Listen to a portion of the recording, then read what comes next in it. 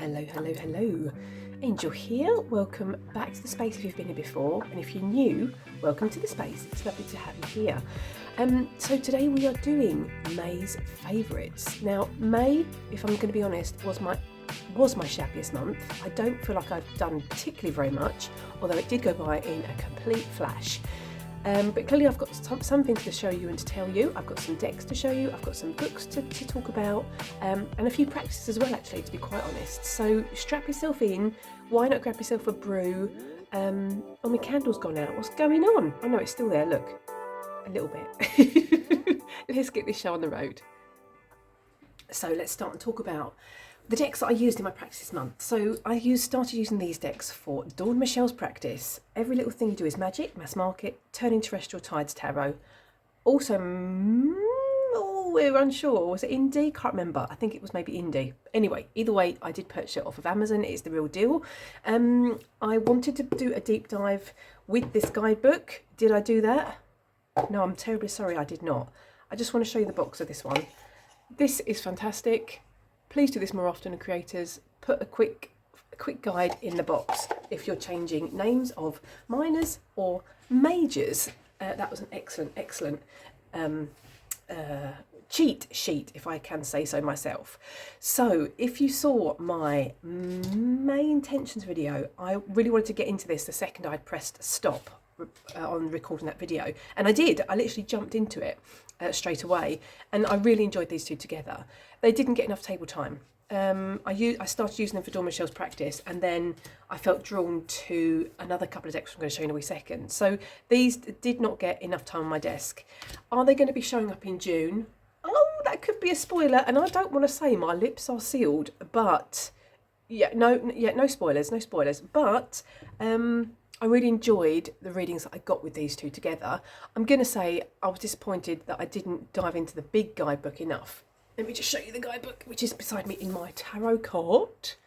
I'm thinking, instead of pairing this deck with another deck, I need to just deep dive the deck with the book. Because this is like, it's just such a waste to not get into this when I feel it's going to be really interesting and really good. I think it's got a lot of nuggets of information. It's got exercises in the book and everything. Oh, I love me some snake energy, and I love this portal, this doorway. Yum. So yeah, enjoyed it. Really like this one. I think this can stand alone. No, not alone. Well, yeah, it could stand definitely alone. Any deck can stand alone, I think. But I'm thinking that this is fantastic because you've got this, like, you've got the Seven of Thoughts, which is the swords, and then you've got objects in mirror are closer than they appear. You've got this kind of jump off point, which I really like. So in some ways, I feel this could be also used as an oracle. Two birds, one stone, a versatile deck. I like that. I do like that a lot.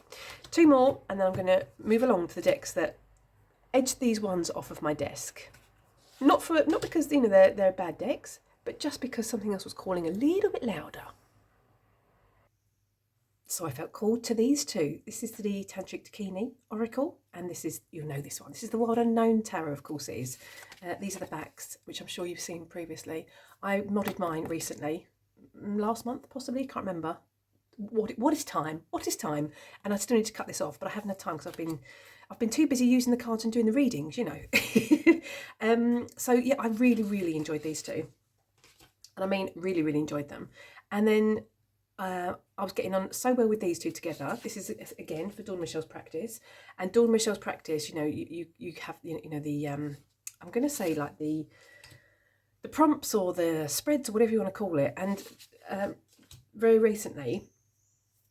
Or actually, no, it happens quite often. Actually, I'm lying to myself.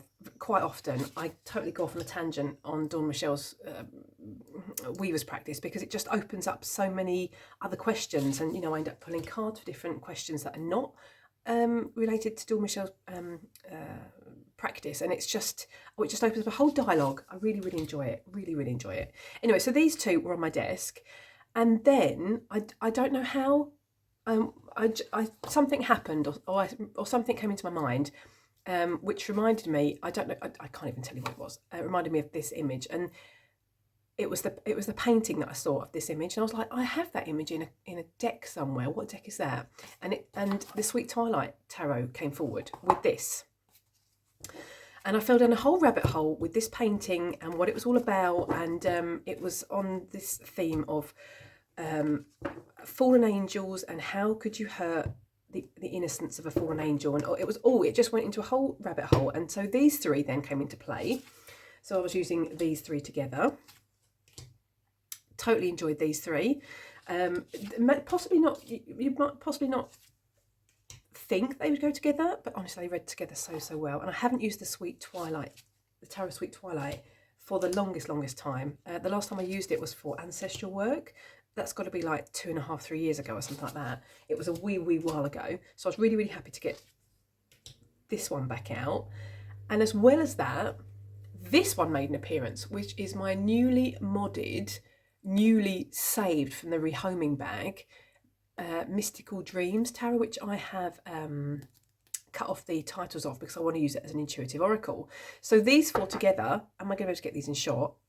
Probably not, because I'm not particularly very good at, you know, getting it all in shot. Let's see if I can do this so you can see them together. Bear with just a wee second. I won't keep you a moment. You just like to mingle for a second, or, you know, take a sip of your beverage. Honestly, what's going on here? So yeah, let's just pretend that these are fitting into the shot. There we go. So these four together rocked my world. Now this deck has been totally versatile within my collection.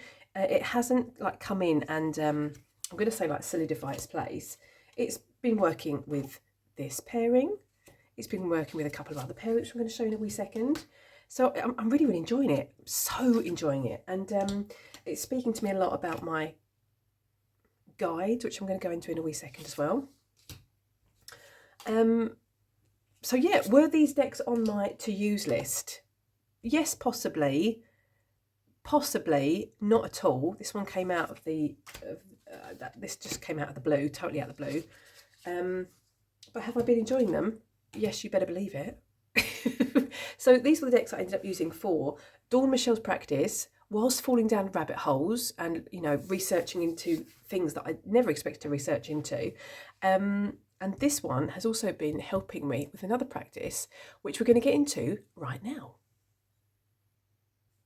So I was continuing using this deck because I wanted to, or I felt this month that I really wanted to make a deeper connection with the guides that I haven't possibly developed such a bond with as yet. I feel there are some guides that have stepped forward and there are still some still waiting to almost introduce themselves. And so I just felt this real need to kind of not dig deep, but look into that and look into the guides that have so far have maybe taken a bit of a back seat. And I was using this deck because this deck, as mentioned, is so versatile and it's so intuitive. I really cannot express how much gratitude I have for spotting it in that rehoming bag and deciding to do the modification on it, because it's been such a fantastic deck since then, which is a total surprise considering I didn't even use it when it was a tarot, and now that it's an oracle, it's, you know, it's flittering. It's like a butterfly. It's like a butterfly deck. It flitters in with this pairing and it flitters in with that pairing and it works with this pairing. Oh, it's just been so versatile. It's been so good. Anyway, so I was doing this this guide work, and I don't know how this happened either, but I just totally ended up falling down a rabbit hole, and I can't even remember what card it was. I can't even tell you. I'm going to leave this card aside because I'm going to tell you a story about that in a second. Here we go, flitting from one subject to the next. Anyway, so I decided to pull forward the Outgrow Yourself Oracle. I love this deck. This is an indie deck, and I pulled this card.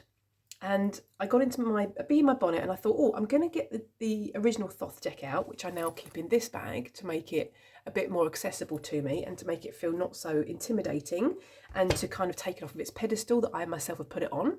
You've seen the Thoth. I know you have. And I decided to, you know, compare the original image of the Thoth with the Express Yourself Without Limitation Strife card. And oh my goodness me, I started falling down a new rabbit hole and it was amazing. So as well as those, this still, you know, working hand in hand with this, I'm going to just pop that out of the way. Obviously this one came into use. Then I pulled out this one, which is the Wayward Dark Tarot. This is an indie deck which I got recently from Etsy. I've put this back in order. I'm going to explain why in a wee second. I also pulled forward, so let's just grab this. Whoa. Obviously the Thoth. And I also decided to pull forward the Liberty Tarot, which I also put back in order as a study deck. I was having such a ball with these decks. I cannot tell you. And just to, you know, add some weirdness to the mix. I know. There's no rhyme or reason to this pairing. The Work Light Oracle came out within this as well. So I was using this with the Outgrow Yourself with the Wayward Dark Tarot, and then I was using these two as study decks. Oh my goodness me. And I just fell down such an amazing rabbit hole with these. So much so that these books came out. The Tarot, Mirror of the Soul came out. This is by Gerd Ziegler, I want to say the name is. This was a fantastic book. Now I have previously done some research into the Thoth Tarot, which I've kind of put on the back burner because I've been feeling, well, I've mentioned before in previous videos, that I just feel so intimidated by it. And I don't know what happened, but the Thoth deck, the original Thoth deck, this deck, has been totally knocked off of its pedestal, and I just feel it's more accessible. The blockages to the artwork has suddenly disappeared. And I'm suddenly, but I'm suddenly appreciating the artwork for what it is. And you know, looking, I don't know, the artwork has just opened itself up to me. Here's me talking and flashing books, not telling you about them. But these are the books I've also been using. Understanding Aleister Crowley's Thoth Tarot by Lon Milo Duquette, I want to say the name is. And this one as well, which is by Michael Osiris Snuffin, The Thoth Companion. I'm going to say at the 3 books, I do have a couple of others as well, which I haven't been dipping into with this rabbit hole. But this is the one that I've found has been the most, or the one that's been resonating with me the most and giving me the message that resonates with me the most. Talk about, you know, show you some decks without showing you some decks. So that was a total unexpected, unplanned rabbit hole. Yeah, I'm going to do this. And as mentioned, you know, this one flitted in and out as well. It was such a strange combination, but it so worked. This one is back in order because I was contemplating using it as a study deck, but I kind of haven't decided yet, but I'm thinking I am going to reshuffle it and use these two together and use the original Thoth, the OG, and the Liber Tarot as the, what's it called? As study decks. So yeah, had a ball with these ones. Had such a ball. Let's do that. I'm going to show you a few more because, you know, I'm sure you've seen all these decks. And this deck was a total surprise. I'm going to tell you that the colour, you know, I've been telling you that my darker decks have been like, you know, stealing the limelight recently, or since maybe like September, October last year. The colour is slowly seeping back in. It's seeping back in. And I was kind of thinking, well, I have to be one or the other. It has to be dark decks or it has to be colour. But I don't know, this month, it's kind of like, I just thought, why has it got to be one or the other? Why can this not be both sides of my personality? Why can I not use colour when I feel like it and the darker decks when I feel like it? There's nothing stopping me apart from myself. I'm the only one putting these limitations on me. And so I decided that, you know, this is part of this is a facet of myself. This is also a facet of myself. And all these facets make up me as a whole. And that's all good. That's all fine. So, and I don't, you know, as mentioned, it is just me that's been putting these limitations on myself to think, oh, you know, I only should be using the dark decks or I only should be using colourful decks. But I've definitely noticed that in May, the colour has been like, yeah, it's been like this gentle river that's been flowing back in. So yeah. Strange but true, totally unexpected, but I've been loving them. Let's move along to the next unexpected decks that appeared in my practice this month. Now this next combination of decks, I'm going to say developed from Dawn Michelle's practice. I was in the midst of Dawn Michelle's practice and, you know, I was going off on one of these tangents with the prompts because it, you know, created this dialogue. And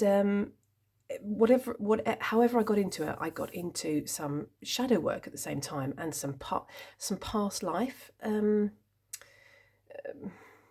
patterns coming up within the messages I was getting in the reading, and I was thinking, I would really like to do some past life readings for myself, but I don't know how to go about it. And I kind of started looking through my decks, and these three kind of really spoke to me about that, or for that. So this is the Golden Tarot, the Citadel Oracle, and the Primordial Tarot, and at the same time, obviously, well, not obviously, but this one also was in the mix again. The Mystical Dreams, which was once tarot, which is now an oracle. This one also came into this combination of decks. So I did some really, really interesting readings with these decks, which were totally like, again, it wasn't planned, but I do really like to go where my intuition and where my readings appear to be pulling me.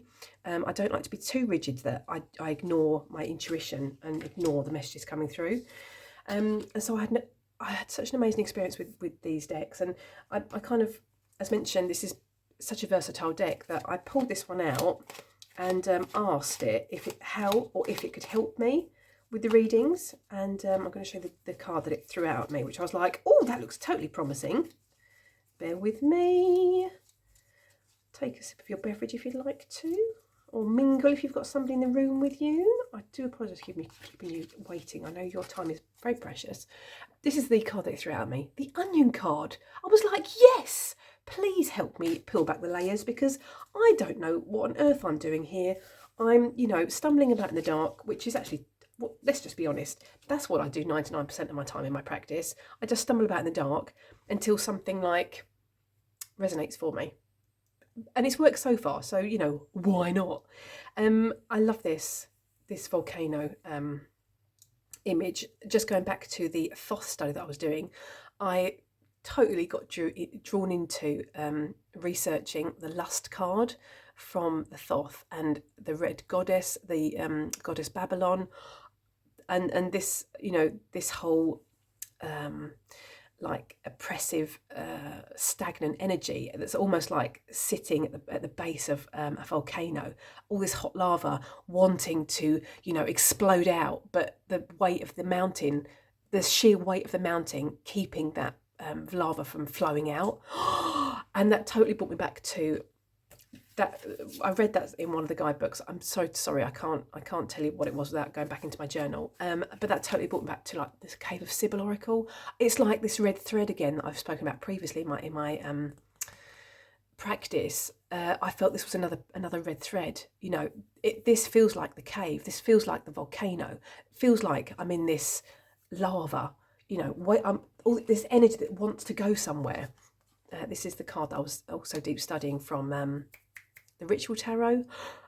Honestly, it was such an experience this month. None of it was on my radar at all, but I do love when I get drawn into looking into things that I totally did not expect. So that was another tangent. But in some ways, I do feel like it's this red thread that just, I just accidentally find an end. I'm like, oh, what's this? And I follow it and it leads me somewhere else. So so one of these red threads led me to my my past life work. One of the threads led me to this volcano, what's the word? Volcano imagery, where, I'm sitting in this cave with this stagnant lava wanting to explode out, and there being this blockage. And I feel that the blockage is still the scrambled red thread in my hand. I still haven't worked out what the blockage is. Or maybe I know, but I'm not willing to admit it to myself yet. I don't know. But it's all very exciting. I'm really enjoying it. Let me just calm down a moment. Let me just gather myself. Oh, if you've been here before, you know how these videos go. I do apologise for the leaping from subject to subject, but in some ways it is like that red thread in my hand. It's all entwined some way, and sometimes it's difficult to decide where one thread starts and another thread ends, and that's a bit the same with the practice. The practice going on. But anyway, these three worked fantastically well for past life work. I was kind of looking into where some of these behaviours come from, and if the blockages have like followed me. This all sounds very woo-woo. I apologise. But I was trying to look into if some of the blockages that I'm facing or feel that I have around me or within me have followed me from a different lifetime. I know it's all very woo-woo, but you know, why not? Why not? Why not? That's all I'm going to say. So yes, this deck I've been absolutely adoring. Worked totally well with this one. I also pulled it in once I pulled the onion card, and it was like, yes, I'm definitely going to help you. I'm going to help you peel back these layers. I pulled this in for this work as well. So enjoyed it. So enjoyed it. Should we get into some butterfly soup? What is that, you might be asking? Well, let me explain. Now, I have mentioned this deck previously, Wisdom of the Wild Things Oracle. This is a deck by Angie Salins, artwork by Eva Boniva, I think the name is. I hope I said that correctly. And this is a deck that I've been working with very, very slowly, very, very mindfully, the most mindfully I've ever worked with the deck, and I've been working with it in order. And I started working with this deck, I think it was last year. I can't remember, I think it was last year. I want to say like maybe the middle of last year. So I've just moved along, or at the beginning of May, I just moved along to the fifth card. So you can see how mindfully I'm working with this this deck, and this was transition, and it was just out the blue. I just felt I'm finished with working with card number 4, which I can't even remember the name of the card. I'm going to just look in the guidebook to tell you. It was Be Yourself. This was card number 4, which I had on my altar space for the longest time, which I was working with that one. And I moved on to card number 5 because I totally felt called to it, which was transition. And this was right at the beginning of May. And I'm just going to, read a little bit from the guidebook, if that's okay. So it says, it's okay when you don't feel like yourself. It's okay when you aren't who you used to be, and you aren't yet who you will become. This is the butterfly soup of change. Upon entering the cocoon, the caterpillar ceases to be a caterpillar. Its DNA literally stops showing up as caterpillar, but likewise does not show up as a butterfly. This is in between phase. It's called the imago or imago, where the image of becoming a butterfly shows up prior to the cells actually forming.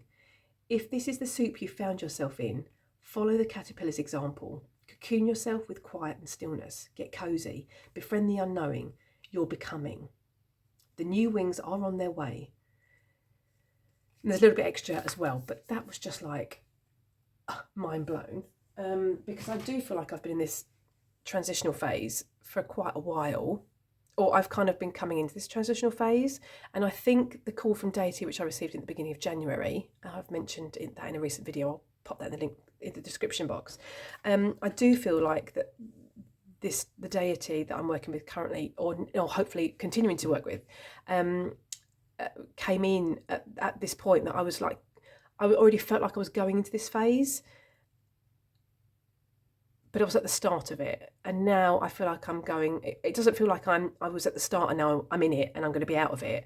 It feels like it's going to be a long process, and this butterfly soup really, it just so hit the nail on the head. And then there was quite a few other synchronicities with butterflies and soup. There was a butterfly soup, another synchronicity that came up. Exactly those words, butterfly soup. And I was like, my ears pricked up because I was like, butterfly soup? I've never heard that before. And now I'm, suddenly hearing it because I'm working with this card, which is really interesting. This is a card that kept popping up last month from this deck, which I really, really love. This is like a total current favourite. And this being in this butterfly soup really reminds me of this womb healing. And I mentioned that this creation in that call from deity video. So I will definitely link that so you know what I'm talking about. I'm not going to go into it again. But I do bring this up very often when I'm working with shadow work still, because I use this umbilical cord, in inverted commas, for my shadow work to cut and release what is no longer serving me and what no longer needs to be flowing into me. And this kind of, now working with this past life work, almost feels like, I'm just going to say that when I created this, I felt the need to leave this extremely long. And I wonder if this also now relates to this past life cord or bond or tether. A tether is a great word, that is still flowing from this past life or lives depending on what you believe. I don't know. As mentioned, I'm stabbing about in the dark. And this is still tethered to the past lives, which are still, flooding into me now in this life.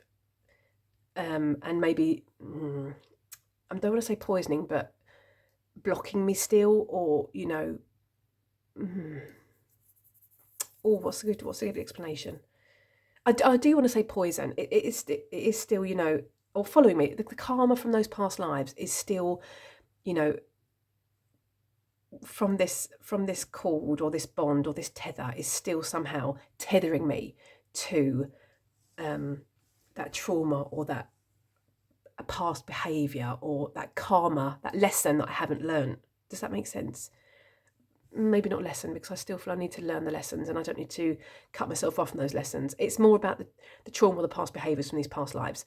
It's all very woo-woo. I do understand. And where's that card gone? This kind of relates back to this card of Sybil Oracle, the card from the Cave of Sybil Oracle. Sorry, this cord.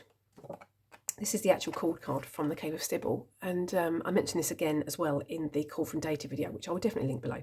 And I love that. Usually, when I work with a card from a deck, from any deck, Oracle, be it Oracle or Tarot, I work with it. And pretty much after that reading, if I don't put it on my altar to kind of remind me, it goes back in the deck and I feel like it's done. But I've been working with this so much. And, since I got this deck, which I think was like January, February. And it's not just I've worked with it and then it's done and dusted. It's like I revisit this card again. And now it feels like this is like this butterfly soup, which I'm in, or this current life that I'm in, which kind of pulls me back to this. Oh, it's just so interesting. And it's again these red threads that I'm untangling and pulling at. And I find another cord which leads me off on another, I don't want to say tangent, but like on another path. Oh, it's so interesting. It's so interesting. So yes, that was a really long explanation. I do really apologise. This was supposed to be a really short video. Let's get into a couple of new decks, a couple of new books, and the colour that I've been speaking about that's been seeping into May. Welcome to the modification of the Murder of Crows Tarot. So I decided to add a pop of colour to this deck after seeing the limited edition version, which I actually had on pre-order. I thought I could do that. I could totally do that myself. Now, I have mentioned this in a different video recently, but I'm gonna go through it one more time. It was very simple. I grabbed a red Sharpie, as you can see here. Added some colour onto the card, and then before the actual colour dried, I decided to smudge the colour to create the effect.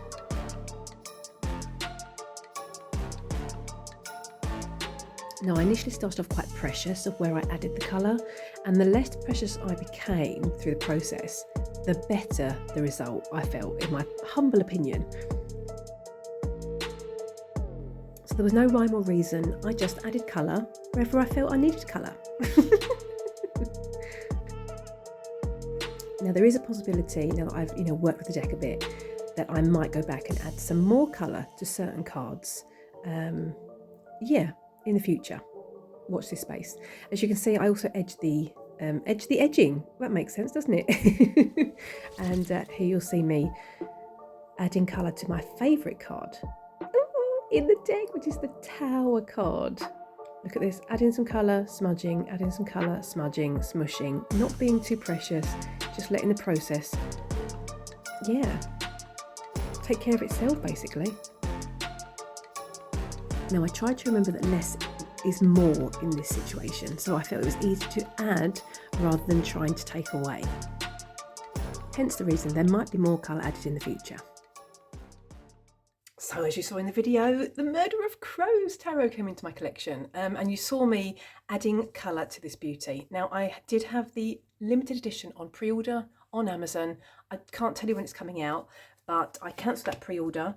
And I decided, obviously, that I could, add the colour myself, which is what I did. And I'm so impressed with how it turned out. I've also been using this deck this month with the, Oh, what was the deck that I used it with? I used it with the Poesis Oracle, and I also used it, I played with it with, what was the other deck? I'm totally drawing a blank. Wait for it. Come on, brain. Catch up. Poesis. Murder of Crows. Oh, I'm sorry. I'm gonna put it on the screen, so I don't want to keep you waiting. But yes, I'm just so in love with this deck. I love the way it came out. Really, really impressed with it. And yeah, it's been showing up a bit on my desk this month. It's been coming in from the odd reading. But of course, it's in my Dark Decks box, and it's going to obviously be coming out again. Oh, I just love the pop of colour. I love it. Now, speaking of pops of colour and new decks, let's get into another deck that I purchased this month. So this is the Flower Child Tarot by Kira Kayan, I want to say. I hope I said that correctly. This is a deck that I saw on pre-order, and I was like, but colourful decks aren't really speaking to me at the minute. I don't need another colourful deck in my collection. And then, I don't know, that switch flicked, and this is by Page Street Publishing, just to get that out of the way so I can move the box out of the way. And yeah, and I thought, oh, I really fancy it, and so I purchased it, and I'm so in love with the colours. And I think I mentioned earlier that it's been me, myself and I that have been popping myself in this box, or with these limitations around myself that, I can only like dark decks, or I can only like colourful decks. No, why have I popped that in a limitation on myself? I can like all the decks at the same time. It's all okay. It's all okay. So there's me saying, oh, I'm not in my colourful deck phase, and clearly I am. I've just been trying to push it aside. So the colourful decks are here, the darker decks are here, and it's all okay. And the reason that I've been really loving this deck, or not just this reason, but I edged it in rainbow colours, and I'm so happy with the way this came out. Oh, I had so much fun edging it. And I've had so much fun like just drawing a single card. And I'm just going to say the cardstock on this deck is absolutely stunning. It's a mass market deck. It wasn't overly expensive. I mean, it's just like, a normal mass market deck price. But the cardstock is like, it's like butter. Oh, it's lovely. It's really, really nice.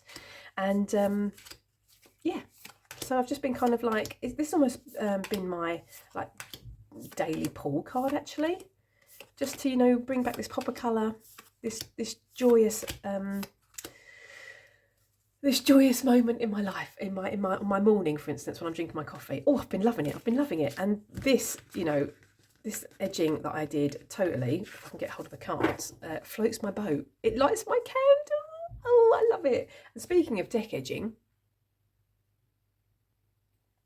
I edged the Wizard of Oz tarot. I did. I finally decided on a colour, and I decided to go with the facets of Emerald City, and I decided to edge it in all different kinds of greens, where the facets of crystal catch the light, and you get these different facets. So that's what that ends up as. I was kind of thinking about yellow. I was thinking for the brick road. I was thinking about red for the Ruby Red Slippers, or green for Emerald City. And I decided on the different greens for the different facets of self. So yes, that one's finally edged. Oh, I've had a ball edging decks this month. I've been really, really enjoying it. So those are the new decks. Should we talk about a few new books? First, let's talk about a couple of books that I've read this month. So the only book I completed this month was Lucifer, Exploring the Archetype and Origins of the Devil. If you've been watching in my recent videos, and especially my May intentions video, you'll know that I really wanted to deep dive into the fallen angel, Lucifer, the devil, and that archetype. I'm in a devil card year this year, and so it's another rabbit hole. I'm falling down it. I'm enjoying it. Really, really enjoyed it. Oh, sorry, I blew up my candle. Sorry, bear with. Let me just move that out of the way so it doesn't smoke, all over the place. Oh, not on camera in any case. Right. Yes. So it was okay. I'm just going to say that it was okay. Did I tab it? I did not. There was nothing in this book that I tabbed. I did underline a few things at the beginning, but the further I went on the book, I was like, oopsie. Sorry, I'm throwing things down on the floor now. This is a book I'm started in May. Unfortunately, I haven't got very far, but you know, it's all good. I mean, I read a whole book, and you know, as you can tell, I'm quite a squirrely person, and things are here, there, and everywhere within my practice, which is it's all okay. So I'm reading this one, The Secret History of Lucifer, the Ancient Bringer of Light Revealed. I'm enjoying this one much more than the first book I just showed you, and I've been reading it on my lunch break, about 20-30 pages each time. So yes, I've been really enjoying this one. This is a continuation. Spoiler alert for June, just so you know. This is another new book that I got in May. The Origins of Satan. How Christian demonised Jews, pagans and heretics. This is by Elaine Pagels, I want to say. And I got wind of Elaine Pagels. I think the name is Pagels. I hope I'm saying that correctly. From the, what's that book called? The Flowering Wand book, which I was reading. There was some references to Elaine Pagels, which kind of is what drew me to this book, to find this book and to purchase this book. I'm obviously wanting to looking into the ancients, fallen angels, demons, depending on the word choice that you want to use. This is by S. Connolly, Demonic Magic. Don't panic, I'm not getting myself into anything that into any funny business, I'm going to say.